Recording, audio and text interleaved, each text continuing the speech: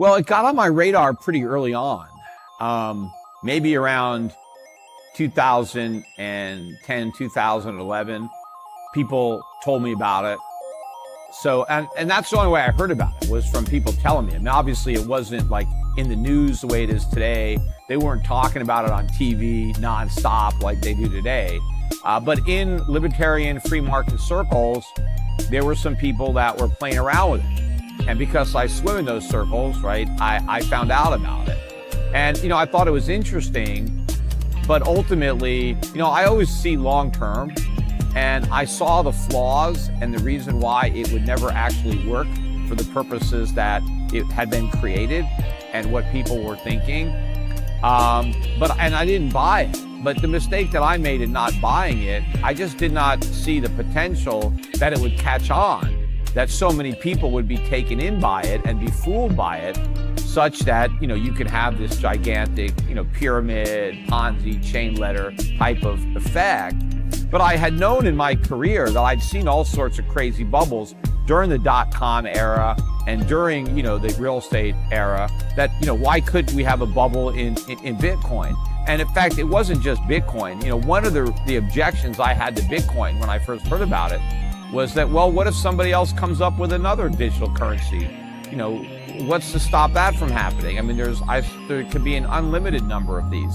And I was right about that. There's now over 11,000 of them. But the bubble has gotten so big that the market has been able to accommodate all of that supply because we've had all this demand. But to me, it's just another bubble. In fact, it's probably the biggest bubble when it comes to how ridiculous it is, because I ultimately think that cryptocurrencies, including Bitcoin, have no value at all. So at least real estate has some value. Stocks have some value. And that value, was overpriced in the market. But I don't see any value in these crypto tokens that can be created out of thin air in an indefinite number that actually don't have any real utility. All they are is a token that you can collect. And if you can find somebody who will buy it from you, you can sell it to them. But I think the rest of it, all the marketing, it's all a bunch of hype. And it's unfortunate because I do think a lot of people who are coming late to the party, and if you're buying Bitcoin now, you're not getting in on the ground floor. You're late. A lot of people are going to be left holding the bag. And unfortunately, I think what's going to happen is, again, the government's going to come in and say, we told you so, capitalism is no good, we need more regulation to protect the consumer, to protect the investor, and it's ultimately going to create even more problems for the legitimate investment industry, making it even harder to serve the public. Yeah, well, first of all, when it comes to illegal transactions, there are other cryptocurrencies that do a better job than Bitcoin.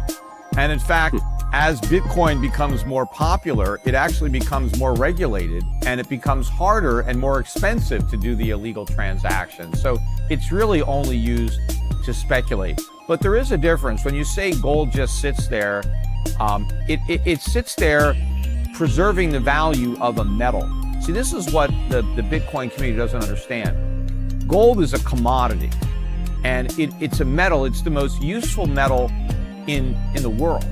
And it's used for all sorts of things. I mean, one of the primary uses is for jewelry, but it's also used in electronics, in aerospace, in dentistry. It has very unique properties that other metals don't have. And so you need gold for certain applications. Now, the beauty of gold is it doesn't lose its properties over time. It doesn't decay. So I can have gold, and in 10 years, in 100 years, you can still use that gold for whatever you would have used it for today. It's not like it's going to rot or it's going to break down. So that's why it's a store of value, right? I'm storing that value for future use. So I don't have to use my gold now. I can use it, right? I have a gold watch that I'm wearing, but the beauty is if I got tired of this watch, I can melt it down and I can get the gold back and I can do something else with it. So it has value. And so do other commodities, but those other commodities don't work as well as money because you can't store them as easily as gold, and they may not, they may tarnish or decay over time, unlike gold that retains the properties. If the Bitcoin community doesn't understand, they think gold is worthless. It's not, it's very valuable. It's Bitcoin that's worthless.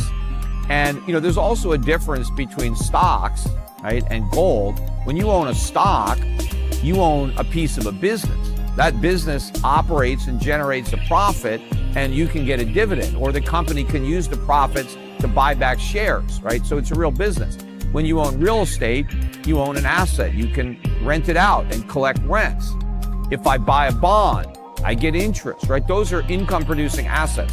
Gold is not an income producing asset. It is a commodity like copper or wheat or corn, but it has different properties than those commodities that makes it a better store of value than those commodities. And it's better as money than dollars or euros or yen. Before we used these fiat currencies, instead of money, the world used gold as money. And gold was superior to use because it was more stable and it held its value over time. So we could make transactions, and I can agree to buy something and pay you over the course of years or even decades. And if we're transacting in gold, you have a high degree of confidence in the value of those future payments. But when I'm making contracts in fiat currencies, who knows what they're going to be worth in the future? They may not be worth anything because they have no intrinsic value. It's just all a confidence. Any more than if you took dollars and put them under your mattress, you wouldn't consider that an investment. You would say, well, I'm saving some dollars. So gold is an alternative form of savings, right? So instead of stuffing bills under your mattress, you can take some gold coins. So stocks are an investment. And of course, the difference is you buy some of these stocks, the companies can go bankrupt. They can go to zero. So you could lose a lot of money investing. You're not going to lose in gold because you're not going to lose your gold. If you have an ounce of gold and you put it, under your mattress, that ounce of gold is not going anywhere. You don't have to worry about losing that ounce of gold. You're going to, retain it. So it's a form of savings. It competes with dollars and euros and yen. It does not compete with Amazon or stocks. Those are investments, and those are more speculative, right? Because you can have stocks that are far more conservative in that they have lower PEs, they pay higher dividend yields. So maybe they don't have as much upside potential to go up, but they also have a lot less risk of going way down or going bankrupt.